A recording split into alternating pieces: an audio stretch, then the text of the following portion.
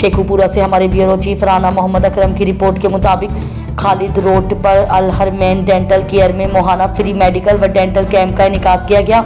जिसका इफ्तिताह मारूफ सियासी समाजी शख्सियत हाजी तारिक चौधरी ने किया। इस मौके पर chief executive Rana Mohammad Akram, Rana Abdul Rahman advocate, Saiful Rahman Saifi, मियाँ शफीक ताहिर, गुलशेर अहमद सरदार, राना अब्दुल शकूर, मियाँ जावेद चाचू, हाफिज एहसान, मोहम्मद जाहिर व दीगर मौजूद थे।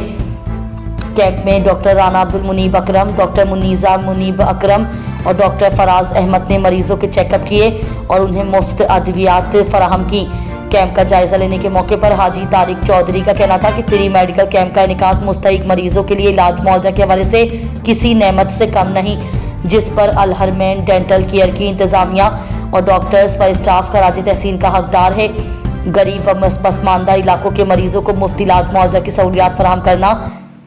बहुत बड़ी खिदमत है, जिसे जारी रखने के लिए हम इंशाअल्लाह अल हरमैन डेंटल केयर के मुंतजिमीन से भरपूर ताउन करेंगे। इस मौके पर डॉक्टर राना अब्दुल मुनीब अकरम का कहना था कि हमने मुस्तहिक व गरीब अफराद की खिदमत को हमेशा शिआर बनाया,